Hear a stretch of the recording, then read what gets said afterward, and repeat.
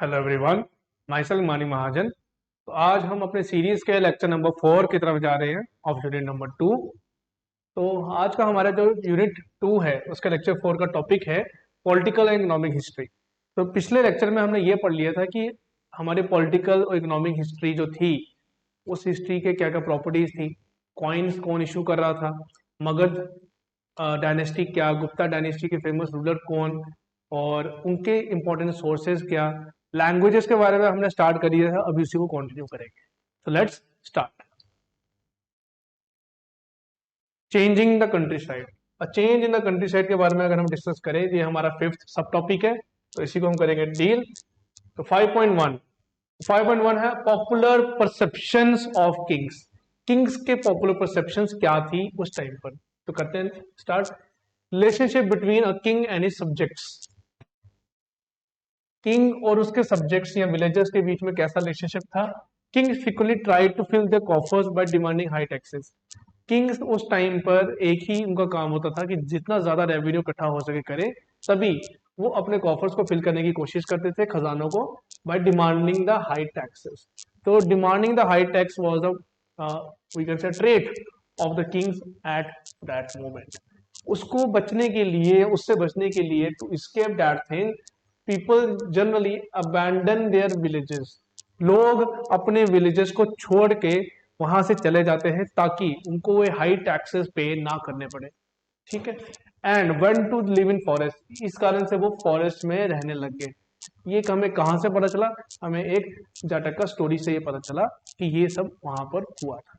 लोगों ने अपने विलेजेस अबैंडन करे और वहां से चल गए।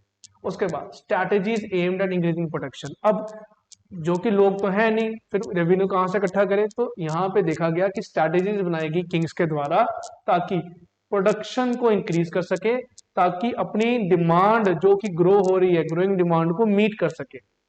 ठीक है। और टैक्सेस भी ज्यादा से ज्यादा उनके पास आ सके। इसके लिए transplantation is use of paddy cultivation. तो ट्रांसप्लांटेशन एक प्रोसेस है जो यूज किया गया था, किसके लिए ये हमें याद करना है। पैडी कल्टीवेशन के लिए ट्रांसप्लांटेशन यूज किया, जिससे आपकी प्रोडक्शन में काफी ज्यादा इजाफा या इंक्रीमेंट आ गया। ठीक है। अब आगे बढ़ते हैं। 5.2 सब topic strategies for increasing production. Production बढ़ाने का एक तरीका तो हमने देख ही लिया, और क्या क्या तरीके हो सकते थे। जैसा कि आपको पता चल ही चुका है कि टैक्स आना कम हो गया था, लोगों ने अपने विलेजेस अबैंडन कर दिए थे। तो उससे बचने के लिए agriculture was spread, it spread to fertile alluvial river valleys.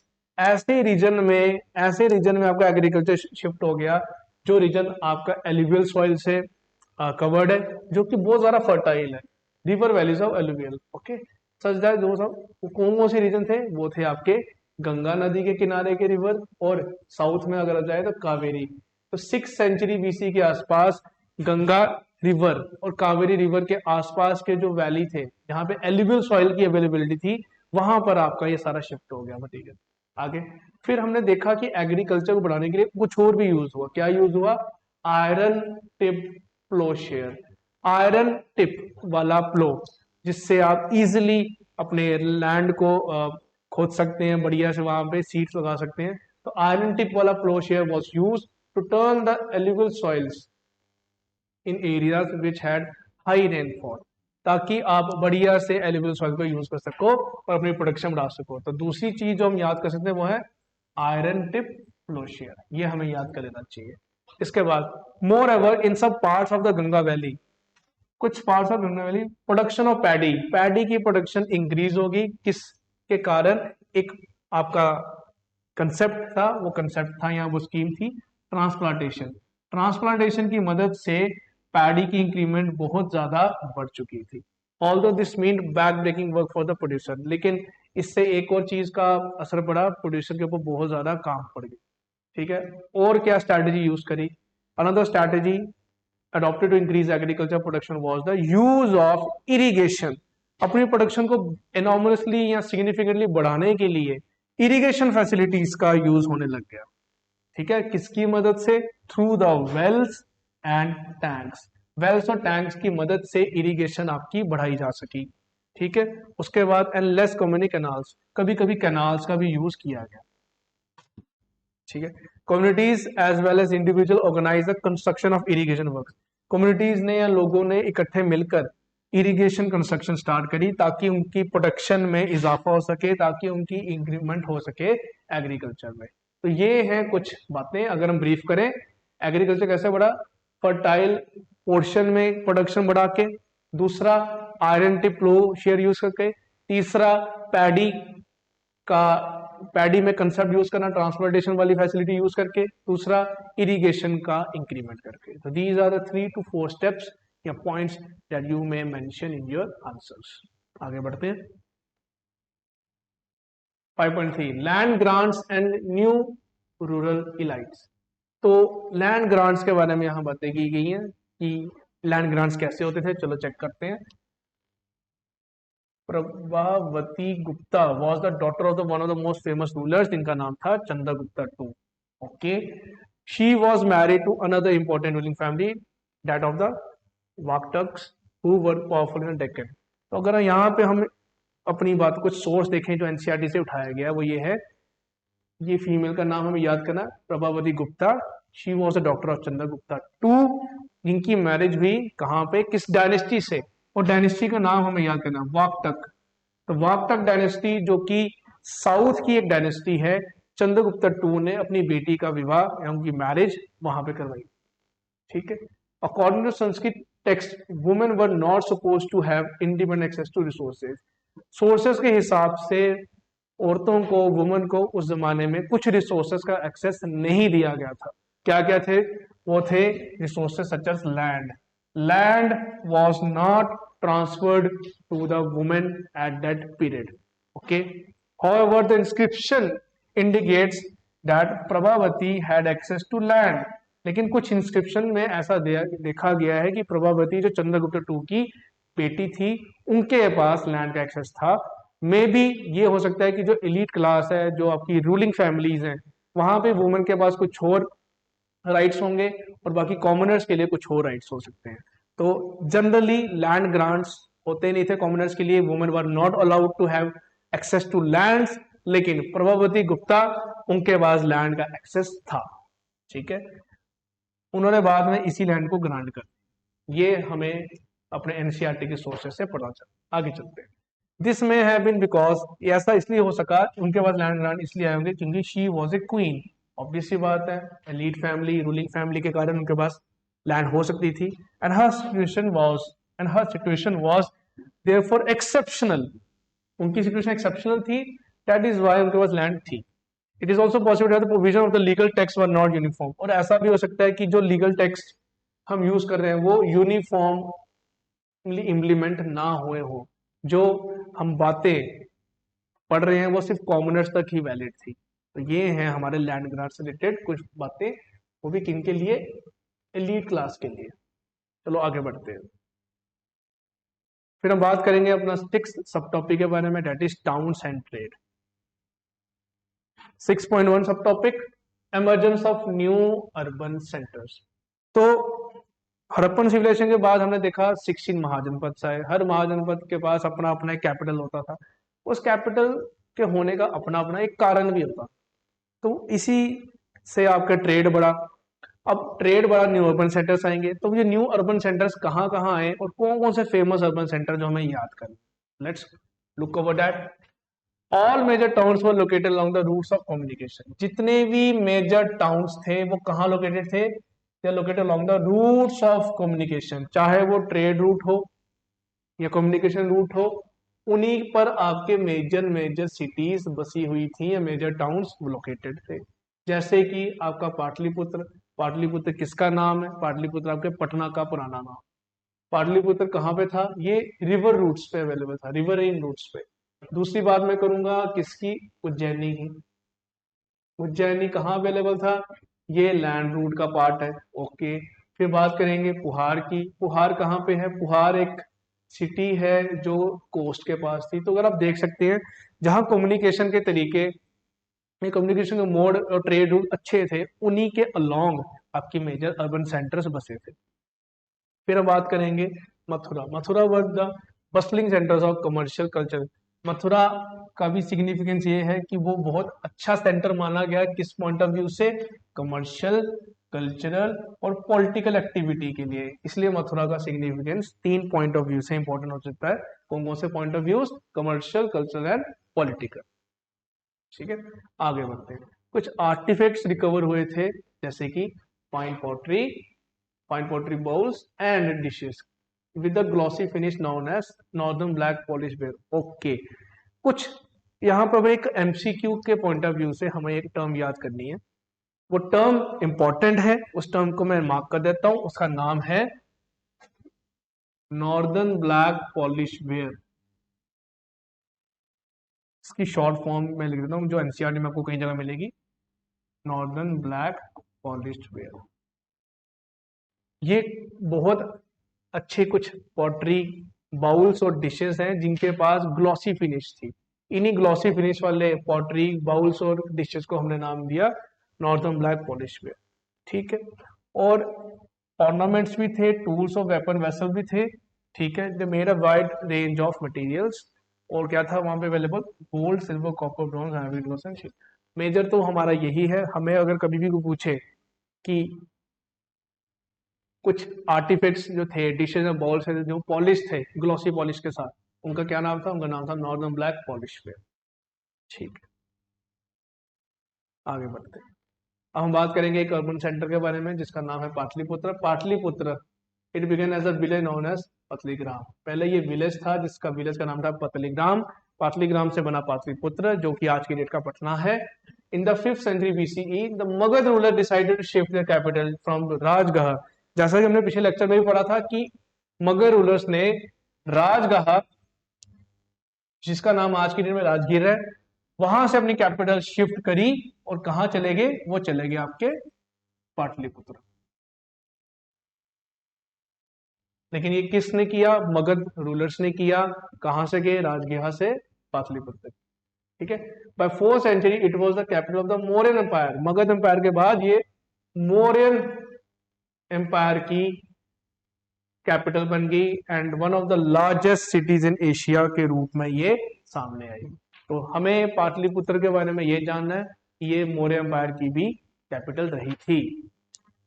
Subsequently it is important, its importance अपने धीरे धीरे इसकी इंपॉर्टेंस डिक्लाइन हो गई। ठीक है, when the Chinese Pilgrim Xuanzang visited the city in the 7th century. Important point to be noted, 7th century के आसपास, मतलब मौर्यन पीरियड के बाद, मौर्यन पीरियड के नहीं, मौर्यन 7th सेंचुरी आपका हो गया, हाँ पीछे, Xuanzang विजिट करा था इस एरिया में।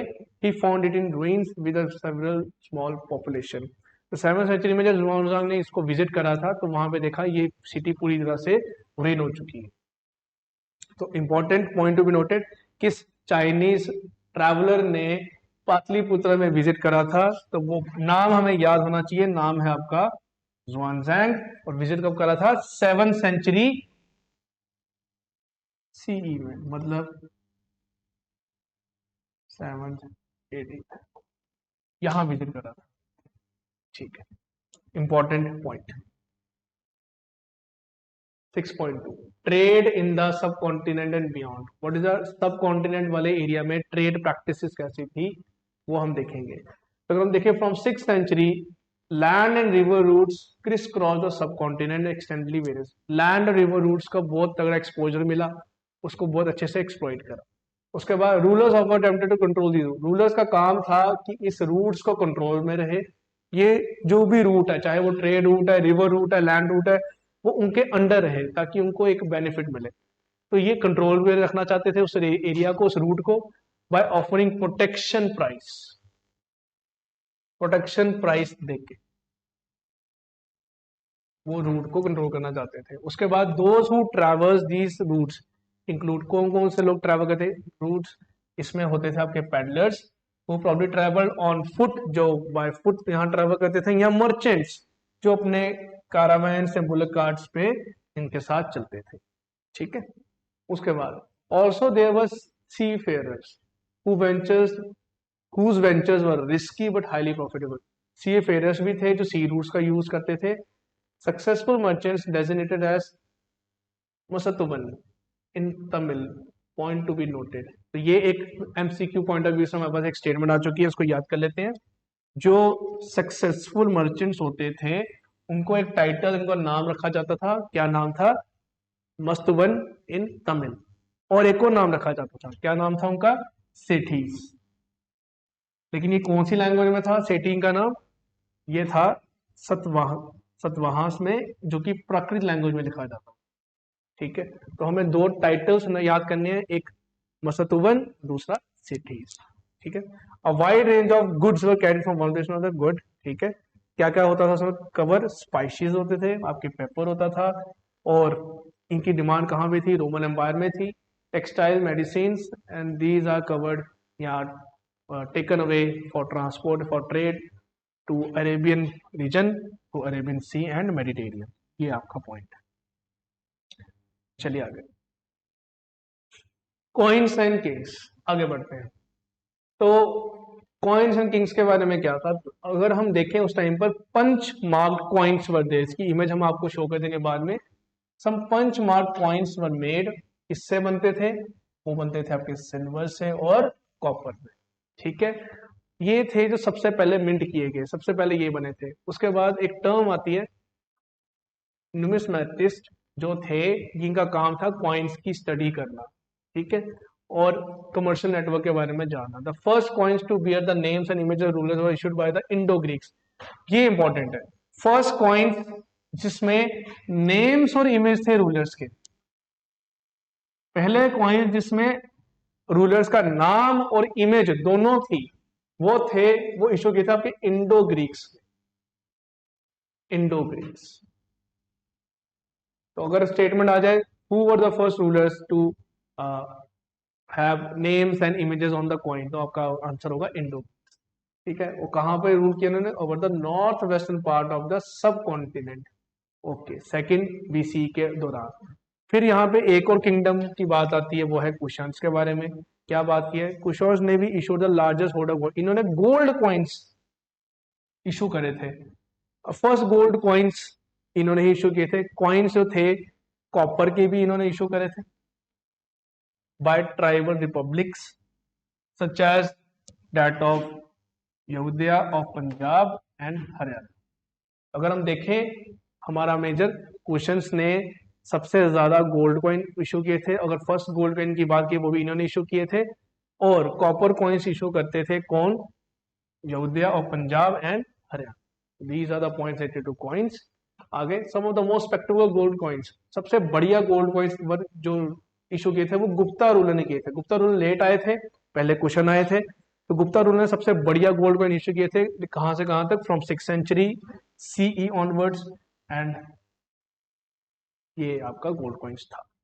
ठीक है, तो गोल्ड कॉइन्स के बारे में अगर हम याद करें, क्वेश्चंस ने बहुत पहले कर लिया था नॉर्थ वेस्टर्न सब कॉन्टिनेंट में। उसके बाद गुप्तास ने करा।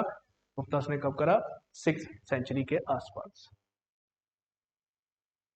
तो ये है कुछ एग्जांपल्स। ये है आपकी punch mark coin. This is a punch mark coin जो थे उस टाइम पीरियड में। और ये है वो कॉइन्स जो गुप्तास में, इसमें भी आपकी कुछ इमेजेस आपको नजर आ रही होंगी भगवान की, और कुछ सिग्निफिकेंट फिगर्स यहाँ पे हो सकती है। जनरली भगवान की ही होती थी। चलिए,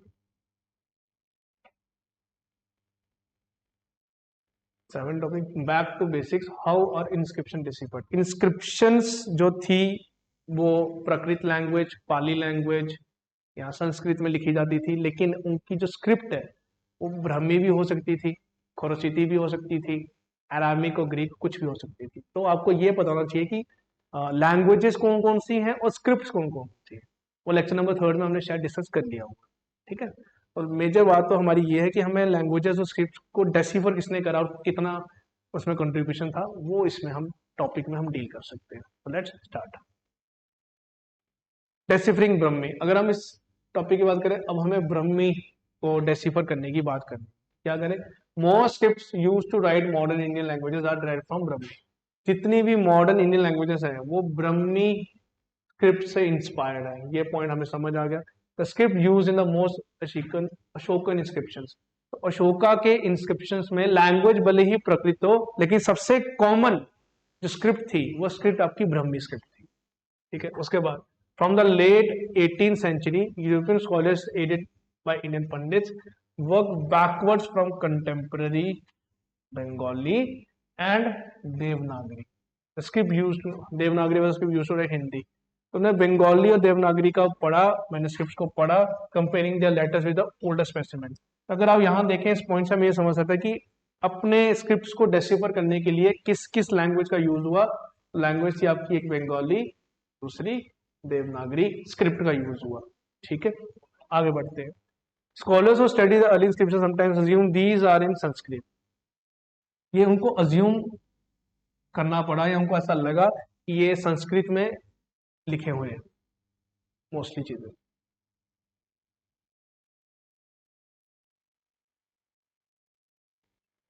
हाँ, कहाँ थे हम? ऐसा अज्यूम करने को मिला कि ये चीजें जो है वो संस्कृत में लिखी गई हैं, ऐसा उनको लगा। ऑल दो अर्लिएस्ट इंस्क्रिप्शन वर इन प्राकृत। माना कि पहले इंस्क्रिप्शन प्राकृत में थे, लेकिन डेसिफर करने में दिक्कत आ रही थी, तो उनको ऐसा लग रहा था कि सब कुछ संस्कृत में लिखा हुआ है।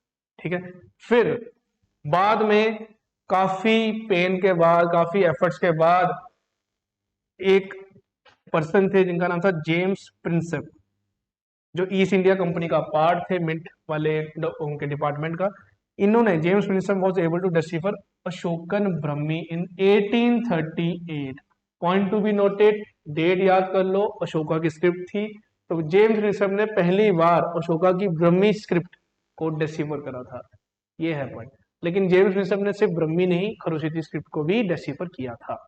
तो इस सब टॉपिक से हम ये समझ सकते हैं कि हमारी स्क्रिप्ट कौन कौन सी थी, ब्रह्मी को किसने डिसिफर किया, आंसर है जेम्स प्रिंसेप। चलिए अब हम बात करेंगे न्यू स्क्रिप्ट की, जिसका नाम है Kharosthi. How Kharosthi was read. तो स्टार्ट करते हैं। तो खरोसेती की स्टोरी है the story of the decipherment of Kharosthi script used in the inscription in the north west is different. तो जो स्क्रिप्ट इंस्क्रिप्शंस की थी, इंस्क्रिप्शन की जो स्क्रिप्ट थी वो नॉर्थ वेस्ट रीजन में जो थी ना, उससे काफी डिफरेंट थी। तो हमारी कॉमन स्क्रिप्ट्स और नॉर्थ वेस्ट एरिया की स्क्रिप्ट्स में काफी डिफरेंस था। यहाँ पे कुछ पॉइंट्स मिले, कौन से? इंडो ग्रीक किंग्स के who ruled over the area, Greek and Kharosthi scripts. European scholars who could read the former compared the letters, for instance the symbol. तो रूलर्स ने सिंबल्स को कंपेयर करा जो इंडो ग्रीक के coin से मिले। उनको ये समझ आया कि ए एक लेटर जो लिखा हुआ है, it could be found in both scripts. कौन कौन सी स्क्रिप्ट में देखा गया वो यहाँ पे हमने मेंशन की है। एक खरोस्वती वाली स्क्रिप्ट जो हमारे एरिया में थी और ये नॉर्थ वेस्ट एरिया में थी, दोनों में ए सिंबल कॉमन था।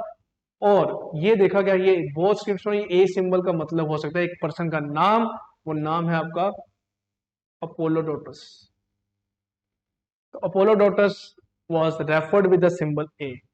फिर इनके बाद हमारे जो पर्सन थे, इनका नाम था प्रिंसेप है, इन्होंने आइडेंटिफाई करा, identify the language of the Kharosthi inscriptions as Prakrit. इन्होंने देखा कि खरोसिटी स्क्रिप्ट आप भले ही यूज कर रहे हो, लेकिन लैंग्वेज अभी भी कौन सी है, वो प्राकृत ही है। इन्होंने फिर उसको डिसिफर किया। तो अगेन यहां से हमें समझ आ गया कि ब्रह्मी स्क्रिप्ट और खरोसिटी स्क्रिप्ट दोनों जेम्स प्रिंसेप ने डिसिफर करी।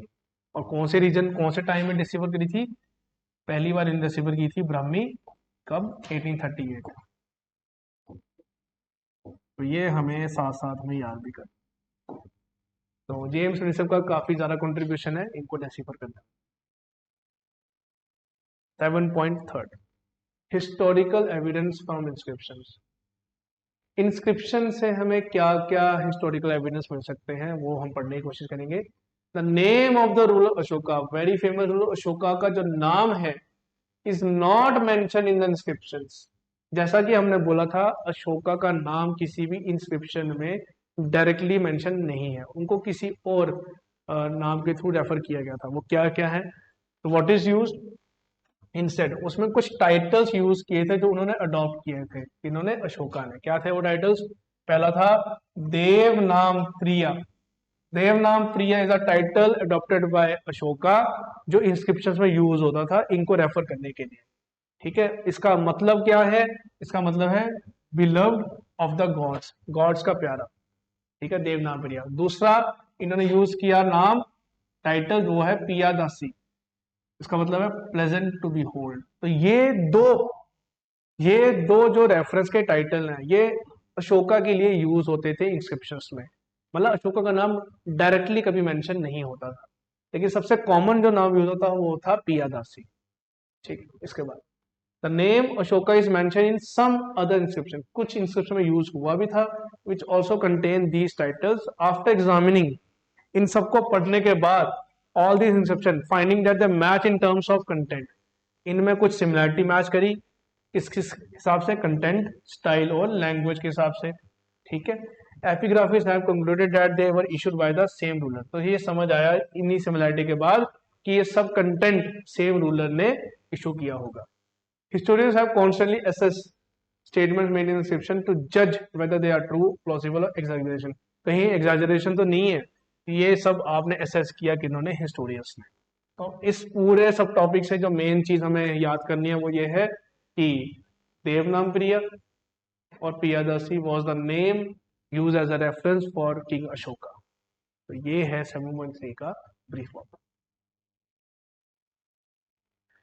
कुछ टर्म्स जो हमें एनसीईआरटी में मेंशन की गई थी हमें याद कर लेनी चाहिए। क्या क्या है वो टर्म्स, तो लेट अस डिस्कस। पहली टर्म्स है पेरिप्लस। क्या मतलब है पेरिप्लस का? Periplus is a Greek word, it is a Greek word जिसका मतलब है सेलिंग अराउंड। तो सी रूट्स का यूज करते हुए if you are selling around, तो उसके लिए एक वर्ड यूज करेंगे, इसका नाम है पेरिप्लस। दूसरा वर्ड या दूसरी टर्म जो हमें याद करनी है वो है Erythraean. Erythraean is also Greek name for the red सी।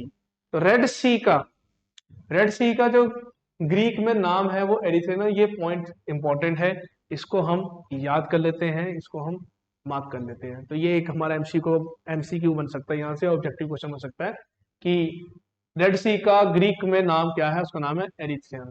ये है रेड सी का नाम। ठीक है, आगे चलते हैं। Third, numismatics. What is numismatics? It is the study of coins. Numismatics means study of coins including visual elements. Visual elements का यूज होता है such as scripts and images.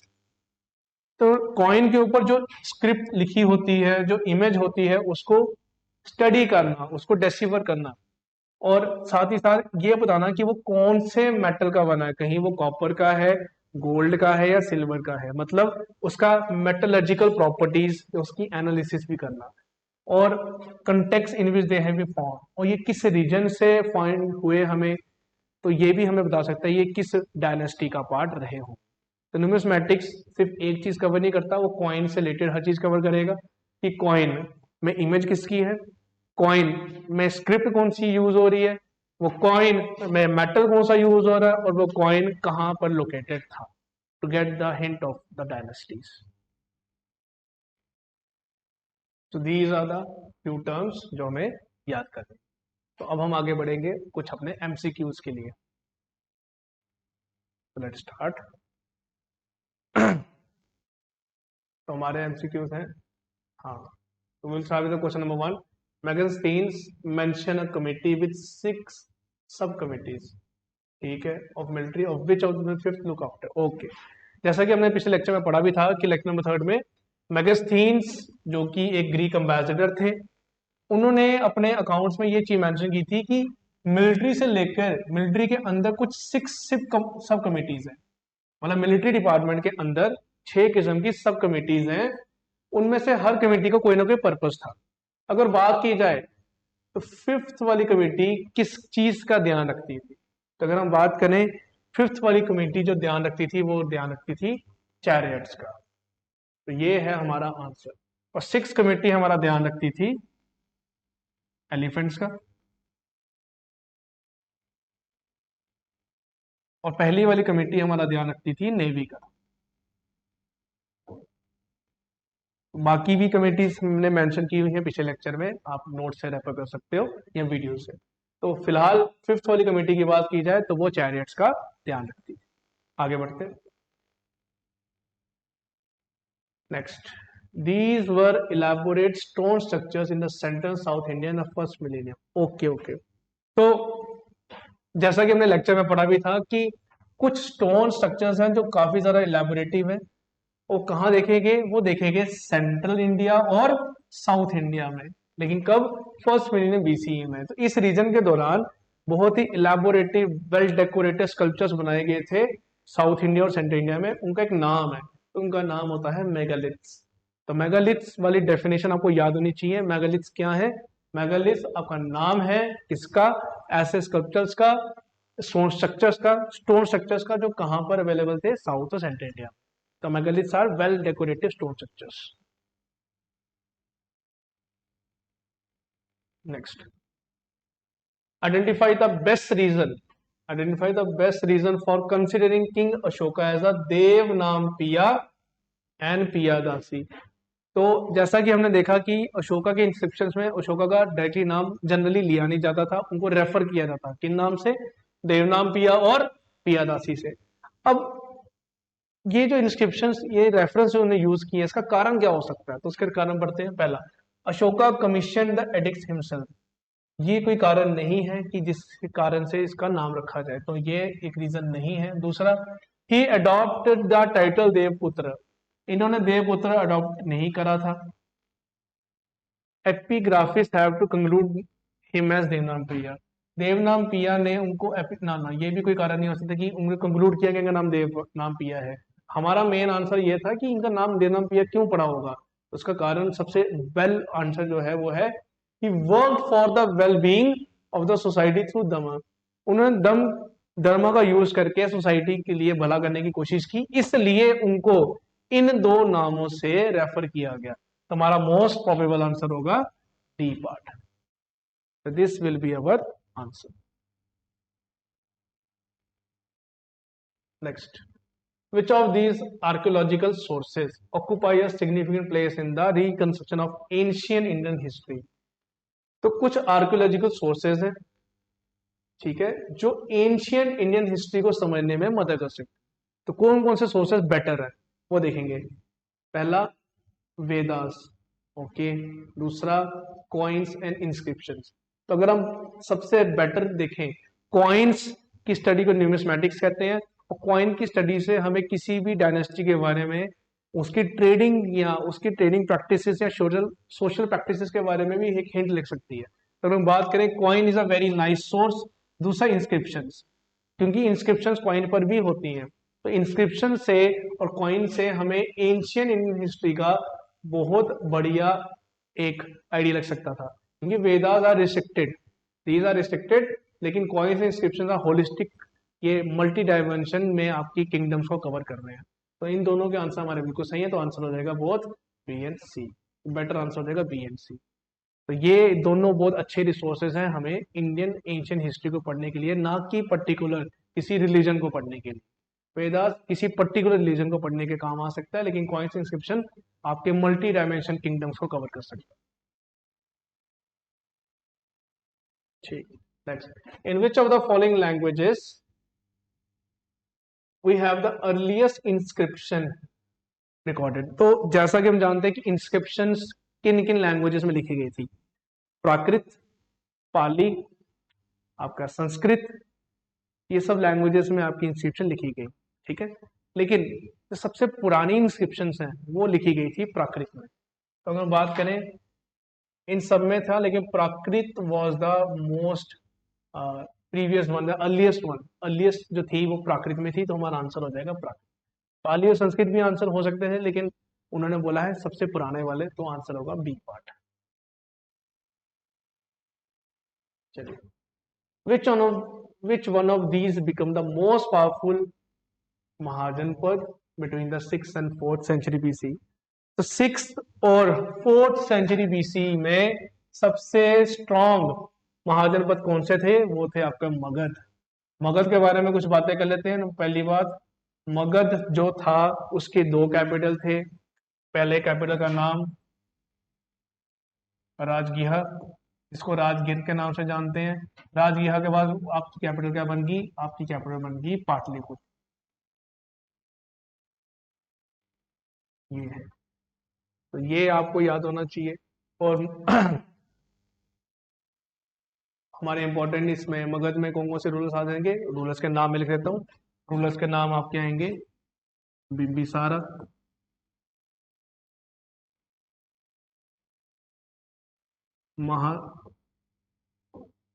पद्मनंदा,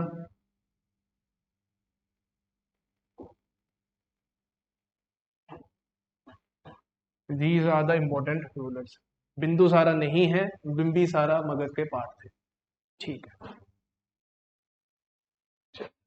which of the following was the first capital of Magadha? जैसा कि हमने just अभी भी discuss किया, मगध की पहली कैपिटल, मगध की पहली कैपिटल है आपकी राजगिर।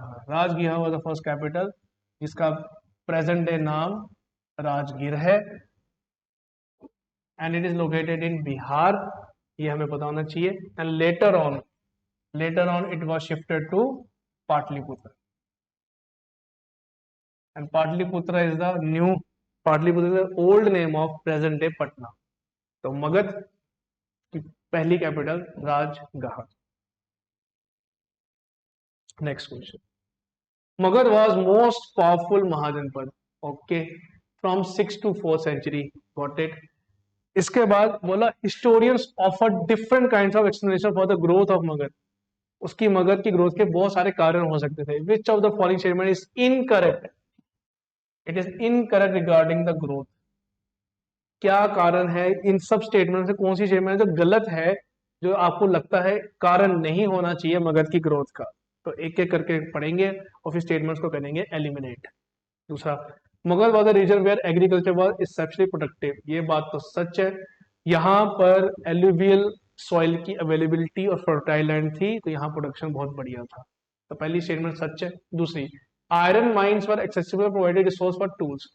यस, मगध रीजन जो बिहार के आसपास है, वहां पर आयरन की अवेलेबिलिटी थी, तो टूल्स बनाने में, वेपन्स बनाने में काफी मदद हुई। वेपन से आपका डिफेंस सिस्टम अच्छा हो जाएगा, और मेटल या आयरन के टूल से आपका एग्रीकल्चर के टूल बन सकते हैं, जो आपकी एग्रीकल्चर को इंक्रीज करेगा। तो यहाँ पे बिल्कुल सच बात है, आयरन माइंस के आसपास होने से वेपन्स और टूल्स में बढ़ोतरी होगी। तीसरी statement, Magadha proximity to sea. Magadha region जो है वो सी के आसपास बिल्कुल भी नहीं है, ये प्रेजेंट डे बिहार का पार्ट है, तो जो सी से सराउंडेड बिल्कुल भी नहीं है, कोई बाउंड्री उसकी सी के आसपास नहीं है। तो it makes it a business hub, okay, many foreign trader used to come for India. ये बात, ट्रेडिंग के लिए आते तो थे, लेकिन सी के आसपास नहीं है, तो ये स्टेटमेंट गलत है। ये एलिमिनेशन मेथड से ये आंसर हो सकता है। Fourth statement, elephants an important component farming. ये बात सच है, एलिफेंट्स आपके मगध के फॉरेस्ट में पाए जाते थे, ये आपका लिखा हुआ फॉरेस्ट रीजन में थे, तो वो आपके आर्मी का कंपोनेंट है। तो यस, ये तीन स्टेटमेंट बिल्कुल सही है। और तो आपकी रॉन्ग स्टेटमेंट जो हो जाएगी वो आएगी थर्ड, तो आपका आंसर हो जाएगा C. C will be the answer. चलिए, the first gold coin was issued by the first century. तो फर्स्ट सेंचुरी सीई के आसपास किसने आपके गोल्ड कॉइन्स इशू करे? तो वो है आपके क्वेश्चंस। क्वेश्चंस ने सबसे पहले गोल्ड कॉइन इशू करे, ठीक है। और इनके गोल्ड कॉइन इशू करने का एक कारण ये भी था, ये अपने किंग्स को डिवाइन टच देने की कोशिश करते थे। एक साइड पे गॉड की फोटो, एक साइड पे खुद की फोटो लगाना ही प्रेफर करते थे, ताकि ये लगे कि हाँ, we are related to God, we have the divine touch. तो क्वेश्चंस ने इस स्ट्रेटेजी को यूज करा, और क्वेश्चंस ने कहा रूल किया? इन्होंने रूल किया सेंट्रल एशिया में और नॉर्थ वेस्ट इंडिया के आसपास। दिस वॉज अ रीजन जहां पर इन्होंने रूल किया। चलिए, प्रयाग प्रशस्ति, जिसको अलाहाबाद पिलर इंस्क्रिप्शन के नाम से भी जाना जाता है, ठीक है, वॉज कंपोज इन संस्कृत, बात सच है, बाय हरिसेना।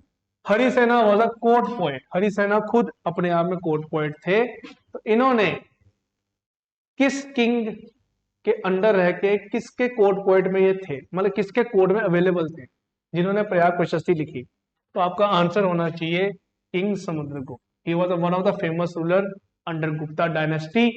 तो हरिसेना ने संस्कृत भाषा में ये प्रयाग प्रशस्ति कंपोज करा, जिसको अलाहाबाद पिलर के नाम से भी जाना जाता है। तो हमारा आंसर होगा king Samudragupta. Next, Periplus in Greek means, Periplus एक शब्द है, एक वर्ड है जिसका ग्रीक लैंग्वेज में कोई मतलब होगा। ग्रीक में इसका मतलब क्या है? एक्ट ऑफ ब्रेड मेकिंग, ना सेलिंग अराउंड। तो आंसर है yes, selling around is the best option. Selling around का ग्रीक में मतलब होता है पेरिप्लस। चलिए नेक्स्ट, हु वॉज धम्म महात्मा? धम्म महात्मा एक टाइटल है, ये किसके लिए यूज होता था? तो वो पढ़ते हैं, ये है special revenue officers appointed by Ashoka for tax collection, जो कि गलत बात है। धम्म महात्मा का काम रेवेन्यू कलेक्शन बिल्कुल भी नहीं था, तो ए स्टेटमेंट आपकी होगी एलिमिनेशन से गलत।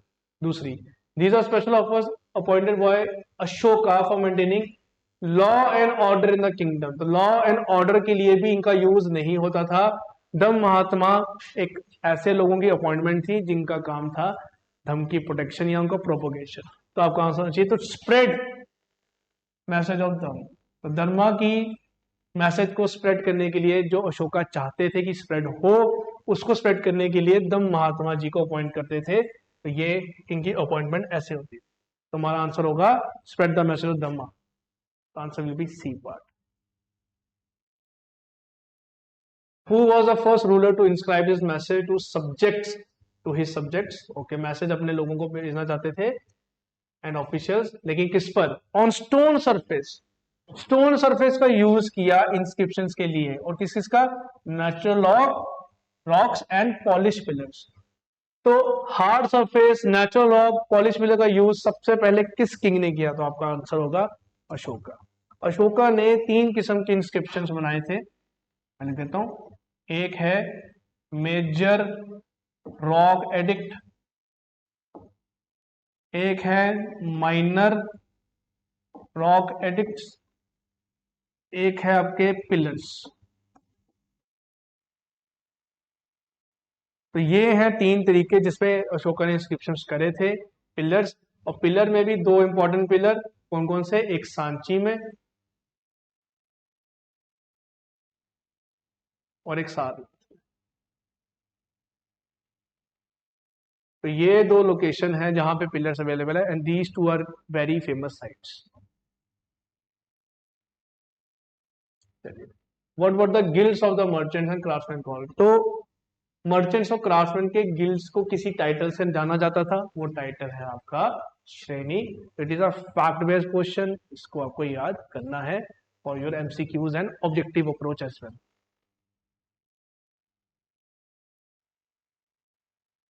Next, dash was the owner master head of a household? तो किसी हाउस होल्ड का मास्टर ओनर कौन है जिसके अंडर पूरे घर के रिसोर्सेस, लैंड और स्लेव्स होंगे?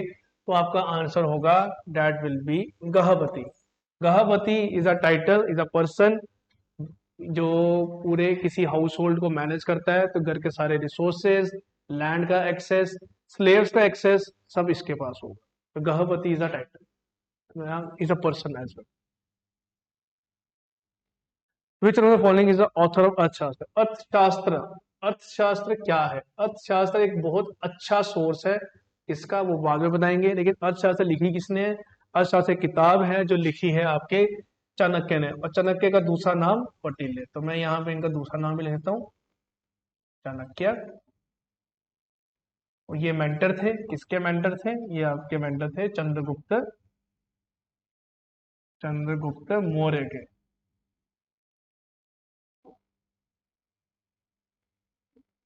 चंद्रगुप्त मौर्य के ये मेंटर थे। तो मौर्य अंपायर की स्थापना यहां से हुई थी। और मौर्य अंपायर के बारे में बेटर हमारे सोर्सेस क्या हैं? 2 सोर्सेस हैं, एक आपका अर्थशास्त्र, मैं इसको मिटा दूं एक से। तो मौर्य अंपायर के हमारे पास टेक्निकली 2 सोर्सेज होंगे। एक सोर्स हमारा है अर्थशास्त्र, दूसरा सोर्स है मेगास्थीन्स। मेगास्थीन्स एक ग्रीक एम्बेसडर थे इनके कोर्ट में, चंद्रगुप्त मौर्य के कोर्ट में ग्रीक एम्बेसडर थे। तो हमारा आंसर होगा अकाउंट ऑफ मेगास्थीन,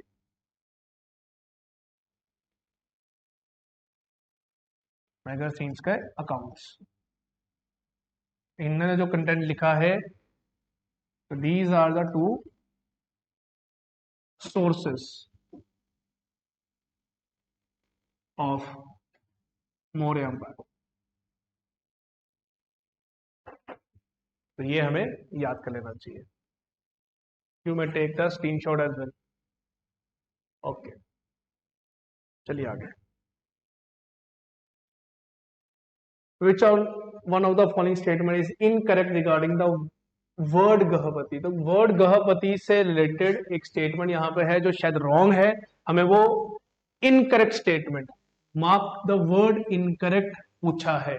तो पढ़ते हैं, they are the owner master head of the household. तो ये स्टेटमेंट तो सच है, तो ये है ओके, ठीक है। दूसरी, they are the owner of the resources, बिल्कुल सच बात है।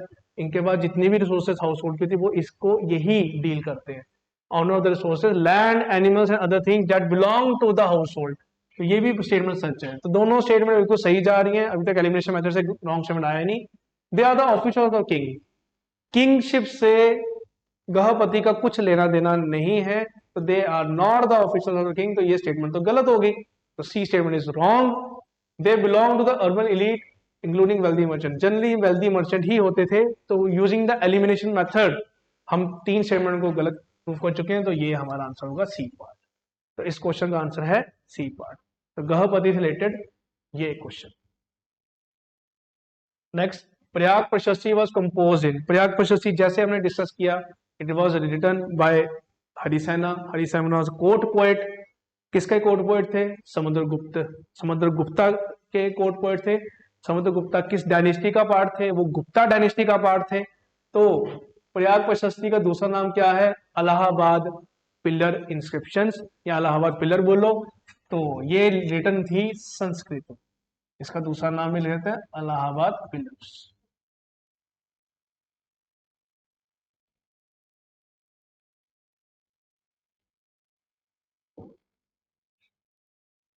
And was written in Sanskrit. चलिए next, the spectacular gold coins जो फैसिलिटेट करते थे long distance transaction were issued by. तो गोल्ड कॉइन्स तो वैसे क्वेश्चंस ने भी इशू करे थे, लेकिन वो गोल्ड कॉइन्स जो लॉन्ग डिस्टेंस ट्रांजेक्शन में यूज हुए, that was issue by the Gupta rulers. Gupta ruler ने बहुत बढ़िया गोल्ड कॉइन्स को इशू किया था। तो गोल्ड कॉइन वाले जो मेजर एम्पायर हैं वो एक क्वेश्चन है, दूसरा गुप्ता है, लेकिन बढ़िया गुप्ता के थे जो दूर ट्रांजेक्शन में काम आते थे, लेकिन पहला जो नाम होगा वो क्वेश्चंस का होगा। According to the rock inscription in Sanskrit, अच्छा compose, second Sudarshan lake. Okay okay, एक रॉक इंस्क्रिप्शन के अकॉर्डिंग सुदर्शन लेक जो थी वो खराब हो गई थी, उसको रिपेयर कराया था। तो उसको किसने रिपेयर कराया था? उसको रिपेयर कराया था पहली बार रुद्रदमन ने। तो Rudradaman was a person who repaired Sudarshan lake, who repaired the Sudarshan lake. और रुद्रदमन कौन से डायनेस्टी का पार्ट थे? He was a part of Saka dynasty.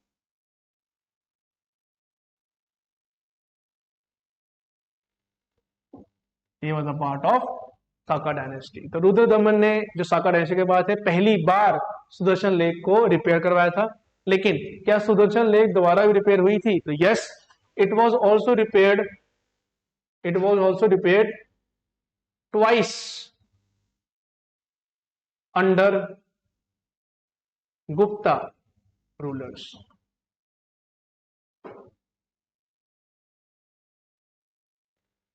Point to be noted, yes, Sudarshan lake पहली बार रुद्रदमन ने रिपेयर करवाई थी जो साका डायनेस्टी के पार्ट थे, लेकिन गुप्ता डायनेस्टी के अंडर ये एक बार नहीं दो बार रिपेयर हुई है। It was repair twice under Gupta rulers. तो ये पॉइंट यहाँ, ये फैक्ट्स आपको याद होने चाहिए। और मैं किसकी बात कर रहा हूं? मैं बात कर रहा हूं सुदर्शन लेक की।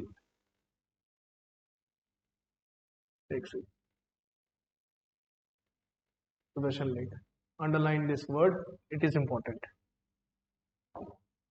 Alexander Cunningham publish a set of Ashokan inscription. तो अलेक्जेंडर कनिंघम ने कुछ इंस्क्रिप्शंस जो अशोका के इंस्क्रिप्शन थे उनको पब्लिश करा। किस टाइम में पब्लिश करा? वो हमें टाइम पीरियड या ईयर याद करना है। तो it is a factual question, answer है 1877। तो ये फैक्ट बेस्ड क्वेश्चन आपको याद कर लेना चाहिए। The early Tamil Sangam literature में स्लेव्स के बारे में मेंशन किया गया था।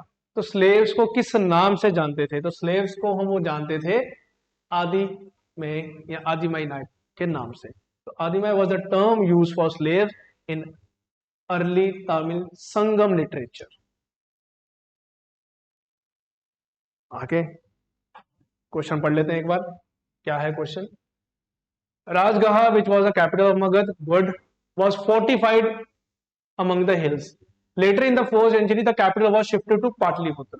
तो राजगिरा से पाटलिपुत्र हम शिफ्ट हो गए, ये बात तो सच है। Present day Patna, okay. Identify the incorrect reason about choosing the city. तो सिटी को चूज करने का कारण क्या क्या हो सकते हैं, मुझे इनकरेक्ट रीजन बताना, इन सब में इनकरेक्ट कौन सा होगा। तो लेट अस स्टार्ट। पहला statement, Pataliputra situated on the bank of river Ganga, ये बात सच है, रिवर गंगा के किनारे है। Which was a commanding route of communication, तो बात बिल्कुल सच है, तो इसमें कोई दिक्कत वाली बात नहीं है। गंगा रिवर के किनारे होने के कारण ये एक अच्छा, एक स्ट्रॉन्ग सेंटर की तरह इमर्ज हुआ।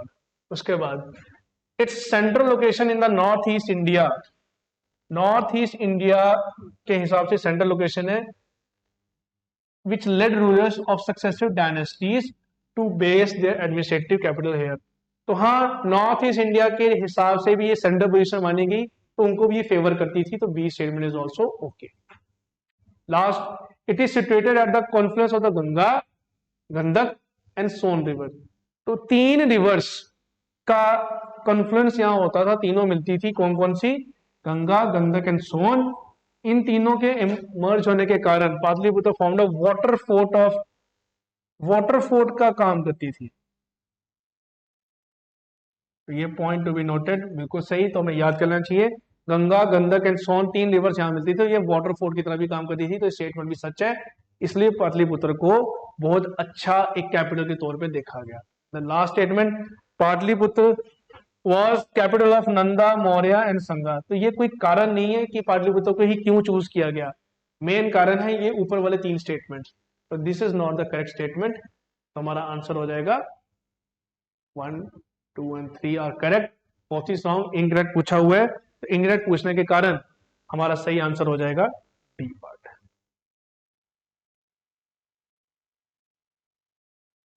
ओके, सो हमने 20 से 21 एमसीक्यूज आज हमने प्रैक्टिस कर लिए हैं ऑफ लेक्चर 4 ऑफ यूनिट 2। तो यहाँ से हमारा यूनिट 2 हो गया है complete. Now we will continue in lecture 5 and will start our unit 3rd। So this is all from my side and thank you.